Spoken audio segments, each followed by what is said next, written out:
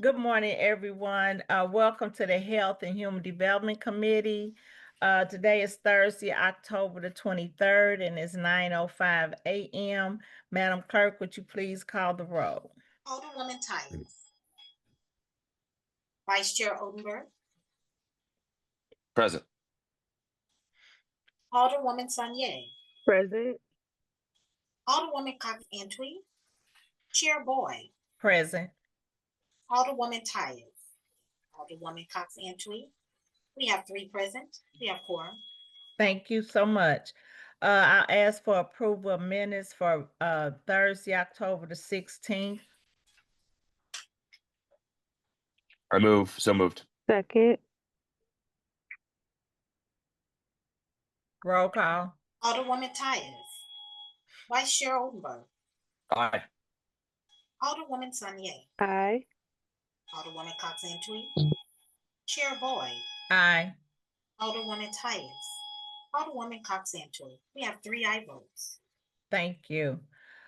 We have no board bills for review or resolutions for review, but we're going to have our, if the Director of Health could hold on for a minute, we're going to have, will be quick, the mayor appointment to the Missouri History Museum Sub-District Advisory Board.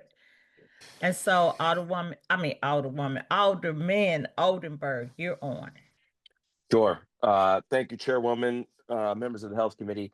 This is an appointment to the History District Sub-District that the mayor has recommended. Mr. Leipoltz is a constituent of the 2nd Ward. He's got a very impressive resume and an overall good guy, I might mention. He's trained as a lawyer. He specializes in really helping out nonprofits.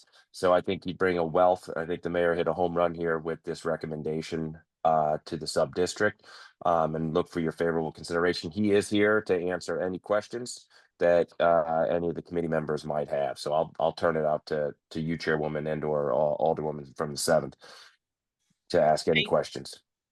Thank you. And I apologize, Dave. I don't know how it slipped past us because we've been meeting. We could have had you here and been through. That's my fault, Alderwoman. Thanks for covering for me. I forgot about it for a week. That's quite all right. You giving me. So I was like, oh my God, no, I didn't want to do that. So at this moment, I'll ask, is Alderwoman Sanye, do you have any questions for him? Very general, just curious about your interests, why you hope to serve. Oldenburg gave us a little bit of your background, but just curious about your specific interest in this board and what you hope to bring. Sure, and thank you. I'm a lifelong St. Louisan, a lifelong history nerd as well, and I also think that our ZMD and our museums are a critical piece of who we are as a region and who we can be. And I've always really looked at history as a way of shining a light in the path forward as much as it is as a look back. And so I'm excited for a lot of the direction of the board as I've talked to a few people with the upcoming exhibit on Mill Creek and a lot of the topics they're looking to dive into in the next few years, and would love to be a part of that moving forward. Thank you. Any other questions, Alderwoman Sanye? Oh, ma'am. Okay, thank you. I just wanted to ask, that's exciting to hear about being a history nerd. And so I guess my question is, how do you connect the history of St. Louis City as a whole? Because it seems like it's a lot of missing pieces to tell the history. So how do you look to serve on the board to connect it as a whole? Yeah, I think that's a huge piece of it, and it's why I kind of highlighted the new Mill Creek exhibit that's upcoming. I think that until our history is about the whole city and all of the history of it, we're never going to truly understand who we are and the direction we need to head into. So I think that's a big piece of it, and a part that I'm really, really passionate about. So I think that, that's a lot of regions have grappled with that, but St. Louis in particular, I can say that doing continuing legal education credits, there was an entire day of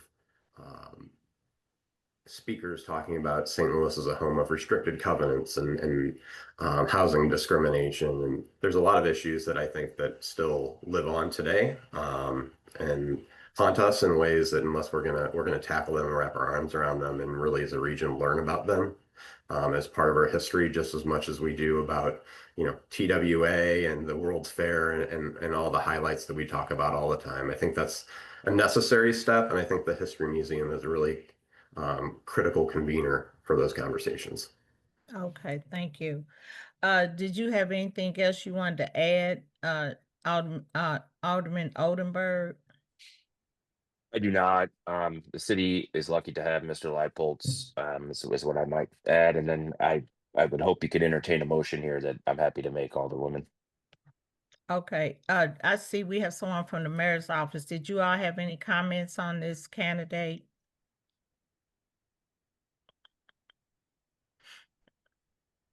You're on mute if you're talking. I don't have my thing plugged in. Can you hear me? Yes, we Yeah, can. we got you. Yeah, I know I've known Dave for a long time, so just happy to support it and help with any of the process. So hi, Dave. Thank you. You're on, Alderman Oldenburg. Perfect. Thanks for stepping up, Dave. City appreciates it. I know truly we do. I would move that we pass the mayor's recommendation out of this committee with the do pass recommendation. Second. Previous row. No Okay. objection. We have passed it out.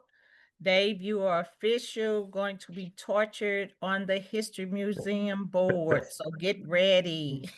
Well, I appreciate it, and thank you for your time and the opportunity.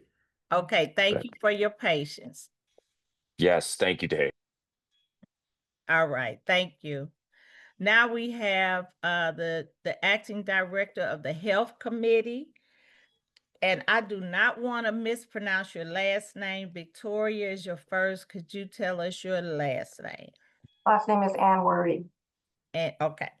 And so we as the health committee, we know that it's been a change in leadership. And so we're just trying to get clarity on what updates there are, what changes you all have brought in, or have you done what's been done in the past, or, that's what we're just trying to get clarity on. Sure, thank you. And my title is Commissioner of Health, and I've always been the Commissioner of Health for the entire time I've been here, about 3 years. Looking forward to meeting you all more and talking with you. Right now, so the Mayor, Kara Spencer, gave an update to our Board of Health, Joint Board of Health and Hospitals earlier this week or last week about the mayor's office is conducting a search for a new director. She explained that so far there have been about 10 to 12 prospective candidates, some of which have gone on to pursue different opportunities, but their search continues. So in terms of the department and how the leaving of Dr. Mahdi has affected the department, right now we're continuing business as normal. I'm operating as both the director and commissioner for all intents and purposes. So in regards to the any changes, have you all had any changes since Dr. Mahdi left? No operational changes, no. Okay, and I think my challenge is, I don't know about my other committee members, but my challenge is, and I did talk to Craig Schmidt, the challenge is knowing who to reach out to and what.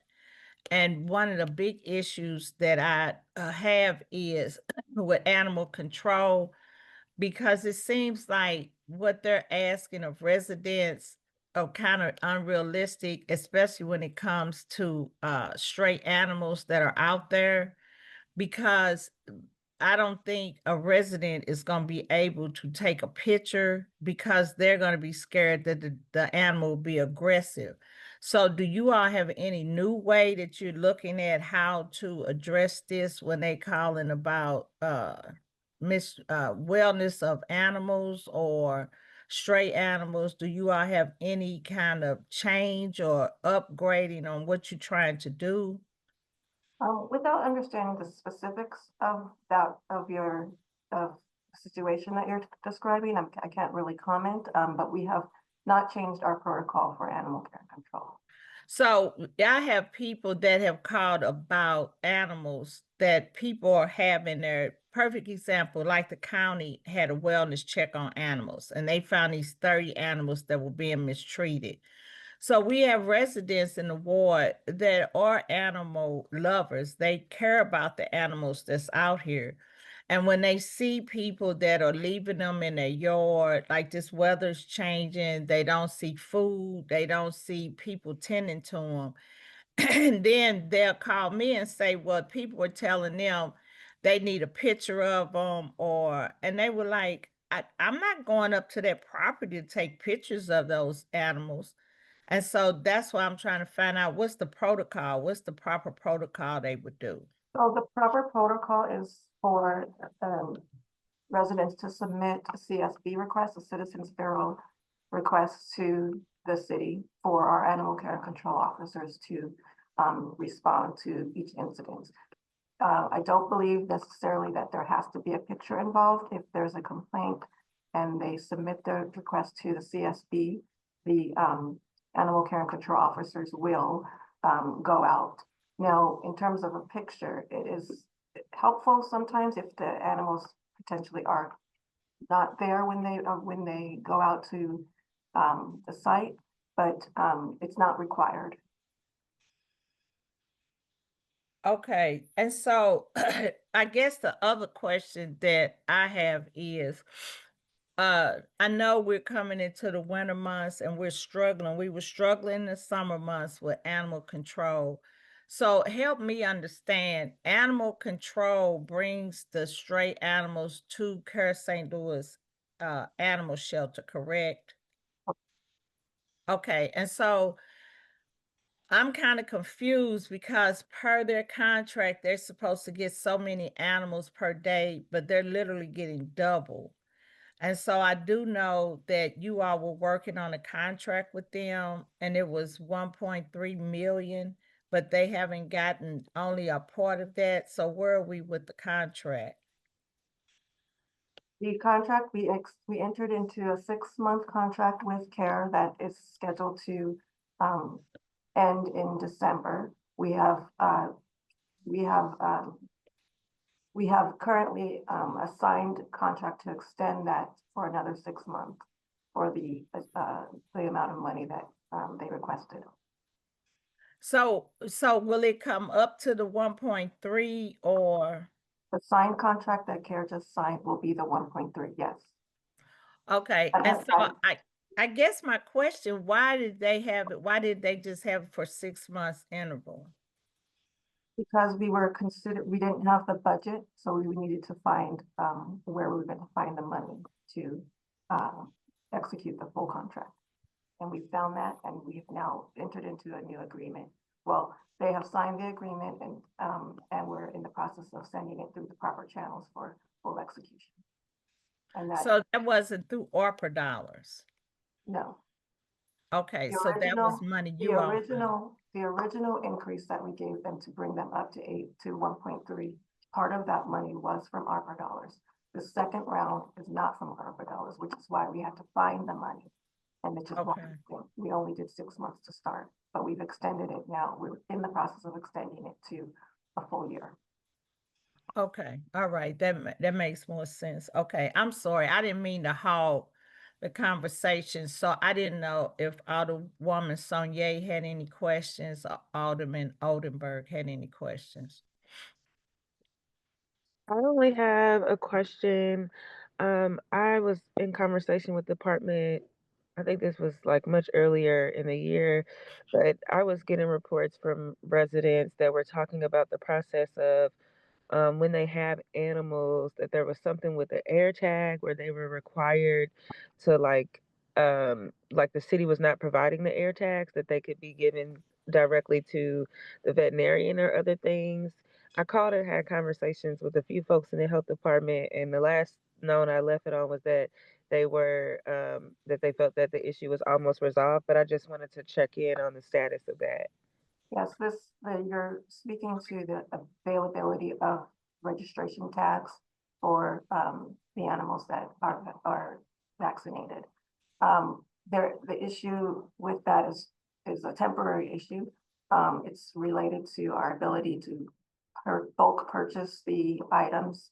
And so the vendor, because of the way that the city's procurement works, we can only purchase a certain amount at a time. And so the amount we had was at the time, and it's being resolved.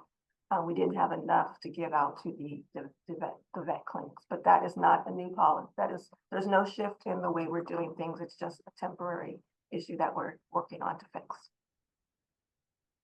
But it's not resolved as of yet. It's being resolved right now. We're looking at different companies to be able to buy additional tags.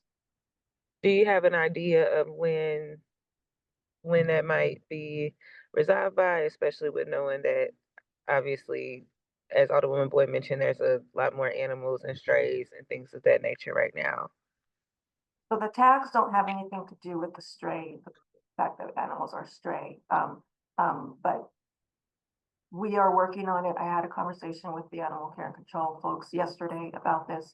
I don't want to preemptively give you a timeline on this public forum, but it is something that is priority for us, and I am working on trying to rectify the situation.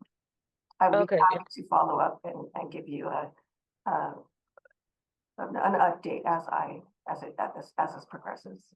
And I think the tags do have a connection to the strays, because at least in my area, what's happening is there's all these additional animals kind of from the tornado. And so a lot of folks are trying to take them in or trying to get registered or just being a little bit more creative with how they might support them. And so obviously that means they have to go about getting them registered. So I think that's why I've heard like an increase in residents reaching out to me and asking about the registration, process. And I also know that during the cold time, you start to see additional people giving up their animals or asking for others to rehome them, which means that, those animals will need to be registered with those new owners potentially. But I appreciate the information and look forward to the update. Yeah, so an animal can still be vaccinated and registered. It's just, yes, obviously, if you don't know if you're not wearing the collar, they don't know if it's stray or not. So to your point, yes, thank you for that clarification or nuance. Thank you. Any other question, Alderwoman Sonia? No, I don't know. Like my other thought, I don't know if it's directly tied to the health department. It might be more of a human services thing. I know that there's been a lot of discussions just about kind of food stamps and other services being cut at various levels. And I know people are talking a lot about, healthcare things. These are not things necessarily that the city involves in, but I do, I know we've got a lot going on and we're just trying to stay above water. But I do wonder if there's any creative thinking within city departments about how we might address, folks who are facing the loss of, just more struggles with food access or more struggles with healthcare access. But I also understand that we have a full plate of things to deal with. But that is also something that's definitely pressing on my mind. And I think too, and piggyback off what Alderwoman Sonia is saying, Commissioner, is that the health department plays a critical role in all of these avenues that we're dealing with.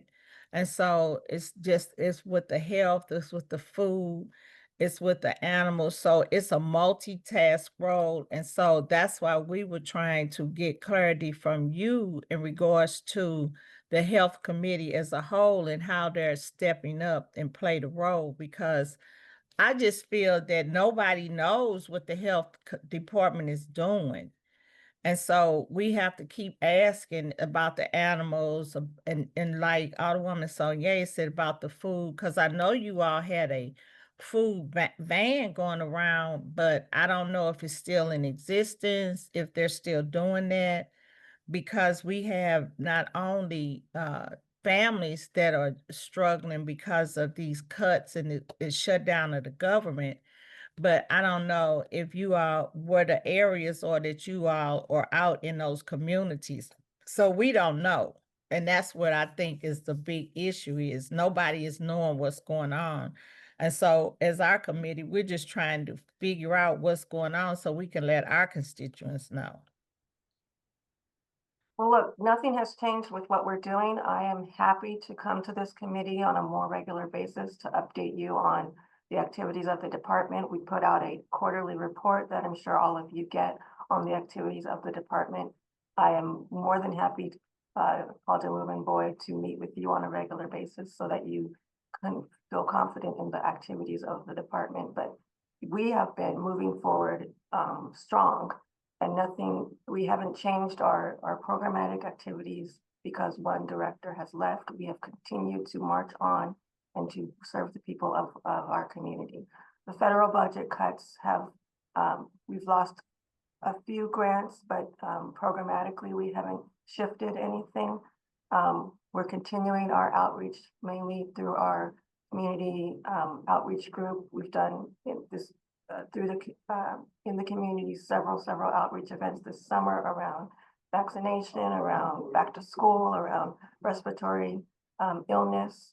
We are continue our work with food outreach with our Family Community School Health Bureau, doing lots of resident touch points. So we are continuing the work. If it's not being communicated or you're not getting an avenue into what we're doing, Alderwoman Boyd and Sonia, I would love to figure out and sit down with you to see how we can make our work more aware to you and to your constituents.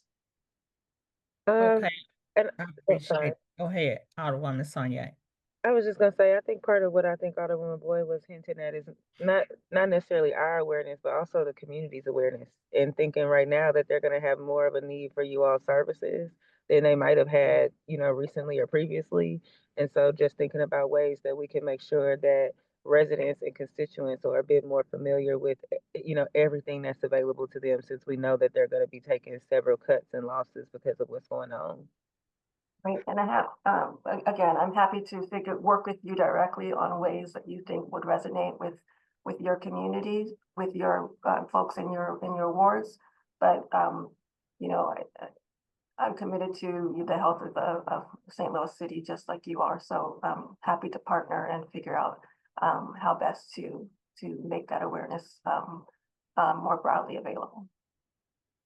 So maybe if you could, if you all could send the committee members the programs you currently have and the events that you're currently doing, that could be a start to kind of help us understand what's going on. And then I do know you all had created a behavior department. And so where are we at with that behavior department? What are we doing? So that's what I'm trying to figure out. And then with the weather changing the way it is, so now it seems that, like you said, vaccinations, and so we know the flu season is kicking in. So how are we addressing that to start educating people in regards to that? Actually, yeah. So I would love if I could talk a little bit about respiratory season. As we look ahead to this respiratory illness season, we're busy trying to ensure that all of our residents have the knowledge that they need to keep themselves and their families healthy. Our community outreach team has created new assets such as billboards, brochures, metro signs, radio commercials, social media options. In addition, this year we have begun translating all of these assets into other languages, including Spanish and Vietnamese. If I can share screen, I would like to show you, if that's okay, if that's allowed, one of the ads that we have. May I share screen? Yeah, she said, yeah.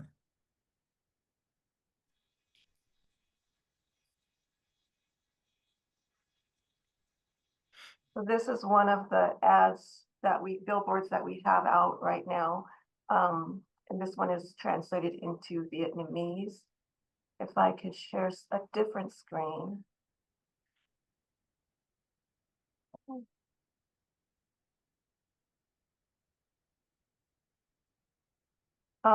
We've also finished our 2025-2026 respiratory illness campaign, and it's called A Healthy St. Louis Starts With You.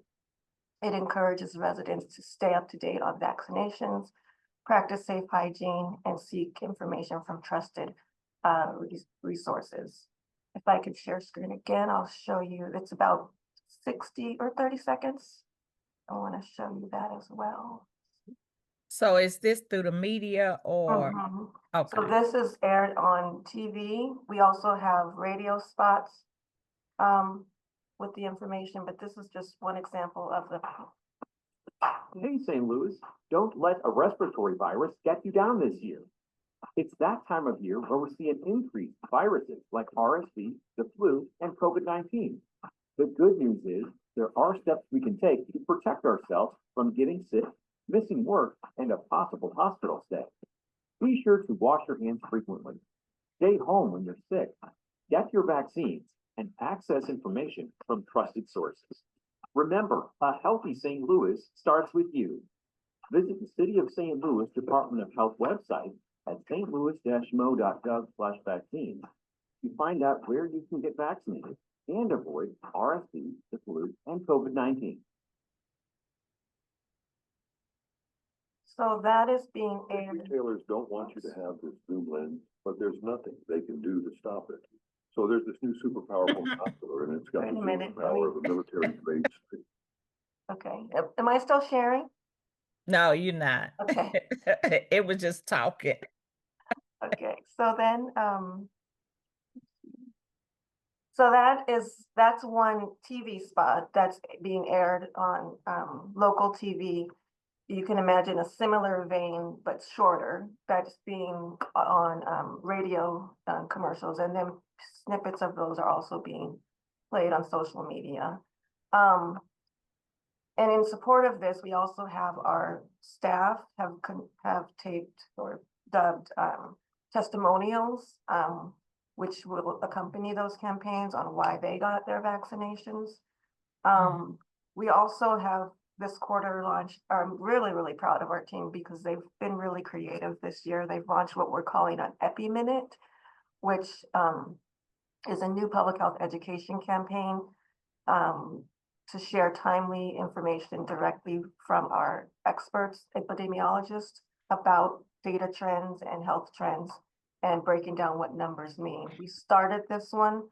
It'll include several different topics over the course of the campaign, and we started this one during respiratory season, focusing on COVID, flu, and RSV. And if I can share a screen one more time, I'd like to show you that.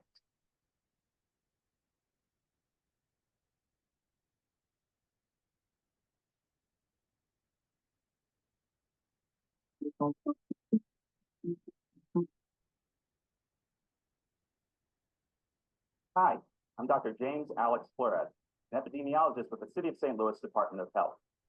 Welcome to our new public health series, Epi Minute, designed to share timely information with the community. In each installment, we will highlight current health data trends, explain what the numbers mean, and share how they may affect you and your family. Our focus will begin with respiratory illness season, and that includes flu, COVID-19, and RSV, viruses that tend to increase during the fall and winter months.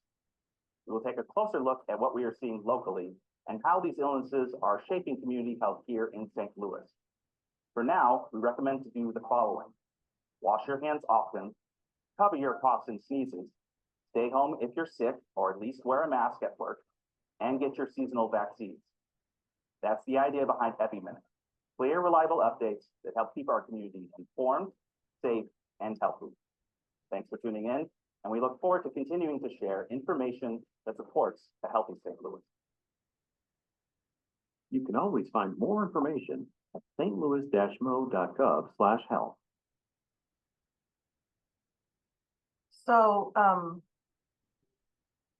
these are new things that we've produced for the department, and we're looking for, and these will be pushed out. And again, topics will change over time.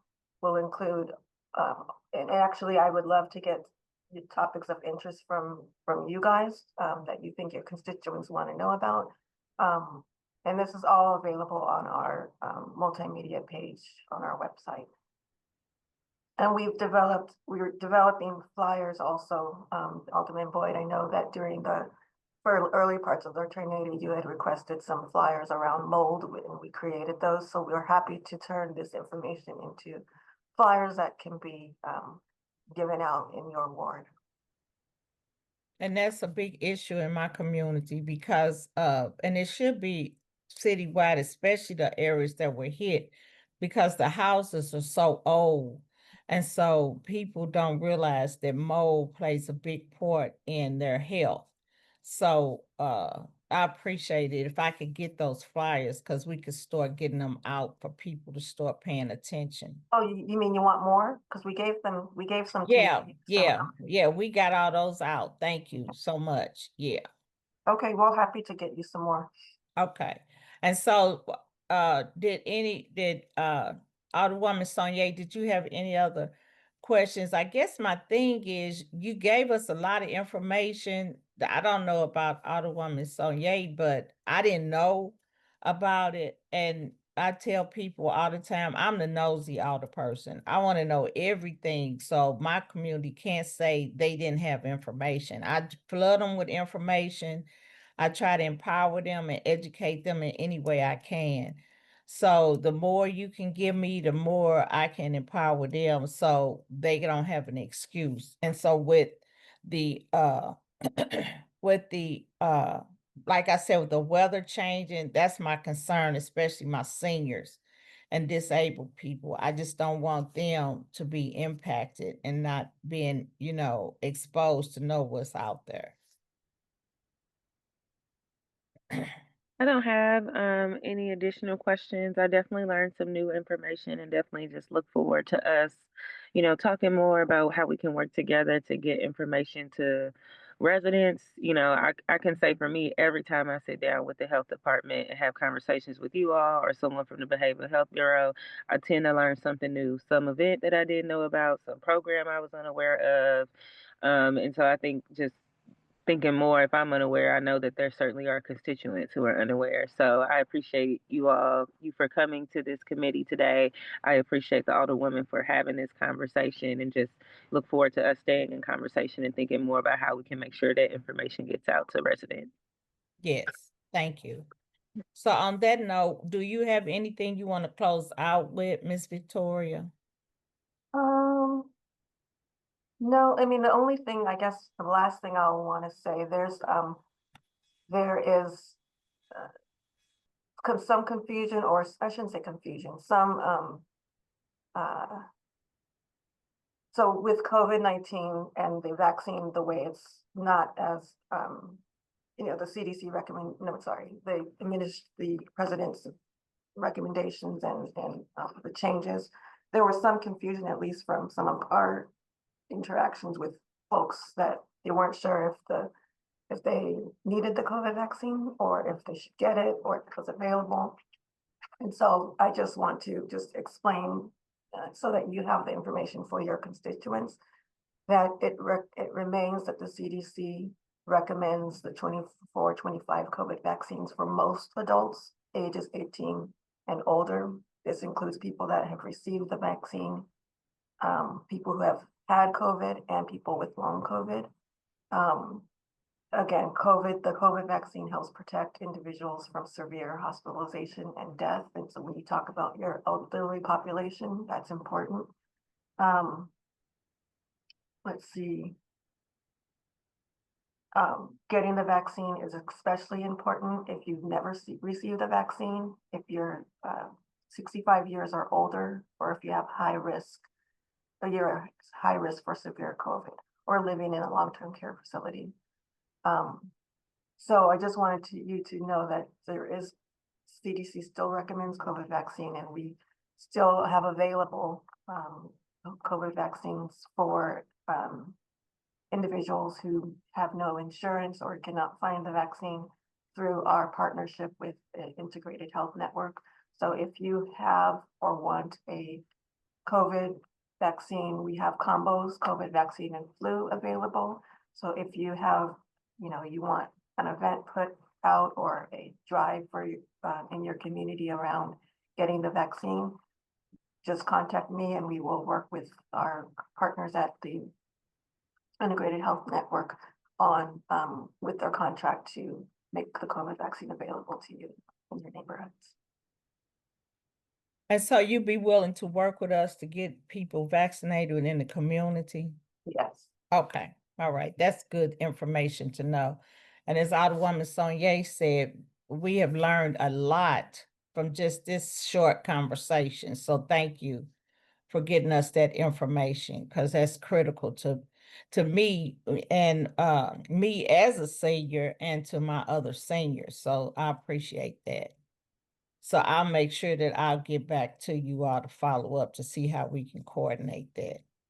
So on that note, did the mayor's office have anything? And Hello. Nothing at all. Alderwoman Boyd, our Chairwoman Boyd, just listening to the information as well. Okay, it's probably new information for you too, huh? Some good stuff there. Right. On that note, okay, do we have any written testimony, Madam Clerk, We in have, regards to that? we have Okay. none. And then we don't have any announcements. Our excused members are Alderwoman Tyus and Alderwoman Antoine And tweet. and Tweet. And then I'll ask for a motion to adjourn. Thank you, Dr. Victoria. I'm not gonna mess your name up. I'm just gonna say your first name, and thank you so much for coming and agreeing to talk to us and let us know what's going on, updating our committee. thank you for the invite. And again, let's connect offline to get a regular cadence for Okay, thank you. And on that, Alderwoman Boyd, I just Uh-huh. want to clear up, we didn't have to do a motion to excuse, so you're just going to excuse Alderwoman Tyus and Alderwoman Cox Antwi, correct? right, correct. Okay. Yeah, that's what I was just doing. Thank you for keeping me on point. And on that note, I'll ask for an adjournment. So moved. Okay, thank you so much.